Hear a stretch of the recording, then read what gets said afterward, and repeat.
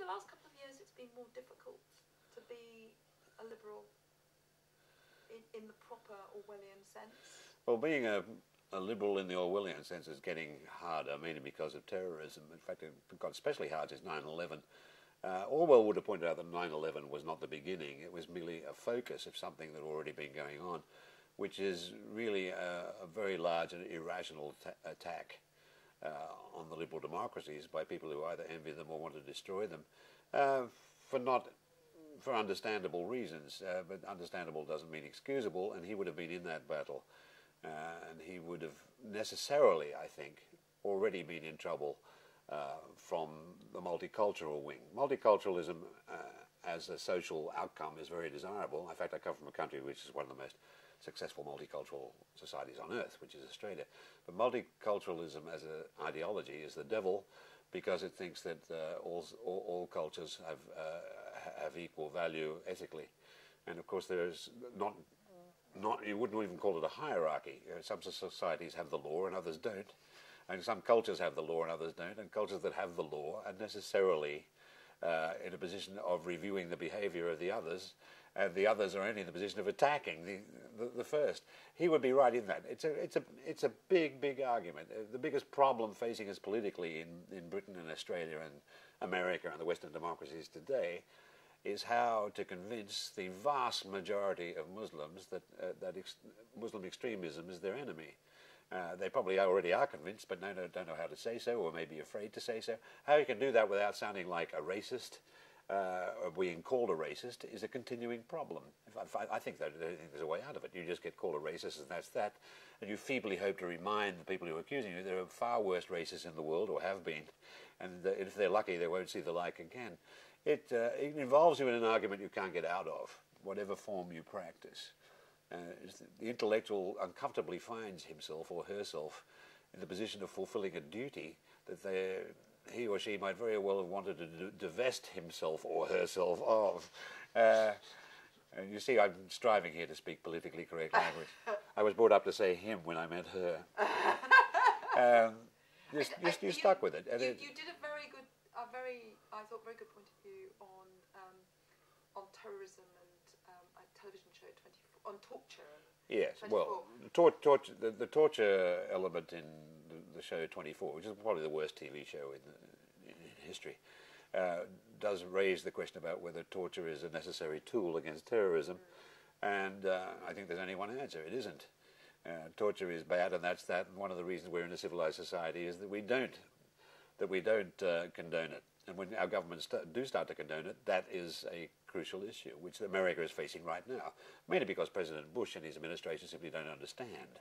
They're not great ones for comprehension. So there you would find yourself defending liberalism by criticizing one of the principal powers that sustain liberalism against irrational attack. So you're smack in the middle. Yes. Being in the middle and fighting on both wings should be the intellectual's condition. Things have usually gone wrong when the intellectual's not in that condition. Yeah, being uncomfortable. Being uncomfortable. Yes. What about, this is a really stupid question, and I really apologise to you. When you I mean, You might want to cut that bit out. How do you know you're on a good riff with a joke?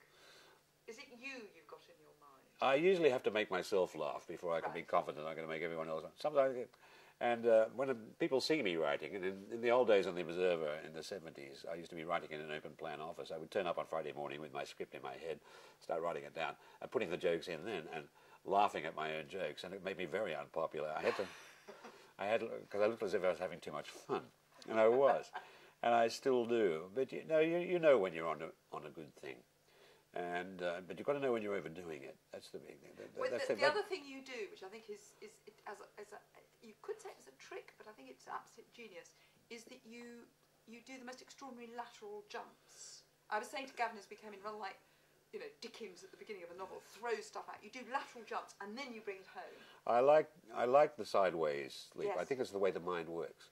I think there's a lot of simultaneity in the mind. I read a whole book recently called Cultural Amnesia, which consists really almost of nothing except linking things up, which is the way that I think people do. It's certainly the way I do it. I try and get that on paper.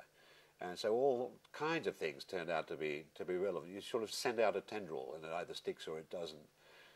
Yeah, I wouldn't be able to do without that. That's my stock in trade. The other thing that struck me was that your written, you on the page, and hearing you and seeing you is terribly. They're very close. They're very close. Yeah. Well, that's always been true. I've always tried to make my writing pass the test of being read aloud. And I actually do it when I'm working on a book. I'm writing the 5th volume of my memoirs now. And I will read bits of it to other people as I go, or read it to myself. Sometimes the sentence is long and complicated and really can't be said without referring back or making a little repetition to remind you where the previous clause, what the previous clause interrupted. But it should look on the page as if you could say it, if you get me. Yeah. And on the whole, with a few adjustments, I could say it. And I'm rather suspicious of prose that gets above speech. And Orwell himself was, of course. The great writer in the 20th century in English for anchoring expository prose to the voice was Orwell. There were a lot of great prose writers around. Evelyn Waugh was a great prose writer. And later on, Kingsley Amis wrote great prose. Larkin wrote great prose. A lot of people wrote great prose, but no one was quite as good as Orwell at connecting it to the actual spoken voice.